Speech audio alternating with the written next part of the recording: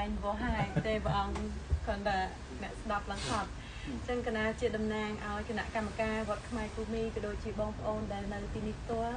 cái nào xôm bậc po bọn cru tàng buôn bọn đi môn từ tây Campuchia với xôm bậc cọp đôi sọc sวัสดิភាពក្នុងការធ្វើដំណើរហើយសង្ឃឹមថាឆ្នាំក្រោយៗទៀតនឹងមានឧបនិស្ស័យបានព្រះអង្គនិមន្តមកចូលរួមនៅកម្មវិធីសម្ដែងពធទេសនាក៏ដូចជាចែកនៅធម្មទានដល់ពួកកណាបន្តទៀតហើយជាពិសេសកណាសូមដាំផ្ញើទៅដល់បងប្អូននៅស្រុកខ្មែរបើអាចសូមឲ្យព្រះអង្គជួយនាំពាក្យជួយផ្សព្វផ្សាយជួយសាវត្តព្រោះដោយសារនៅនេះអត់មានវត្តគុណចាស់អញ្ចឹងដោយព្រះអង្គបានមានសន្និកាអញ្ចឹងថានៅនេះសិតតែក្មេងៗទេហើយសិតតែអ្នកដែលរវល់ការងារទាំងអស់បងប្អូនខ្លាំងទៀតអត់មានវីសាទេព្រះអង្គអញ្ចឹងឆ្លៀតមកទាំងអារម្មណ៍ភ័យខ្លាចប៉លេសខ្លាចមានបញ្ហាតាមផ្លូវអញ្ចឹងដូច្នេះហើយ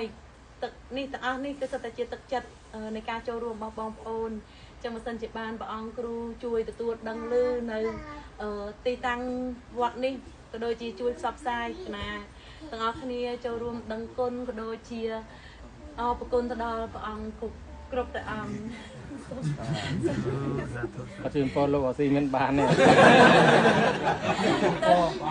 ថាមួយហោណាអីទេទទួលស្គាល់ដឹងលើហើយប៉ុន្តែ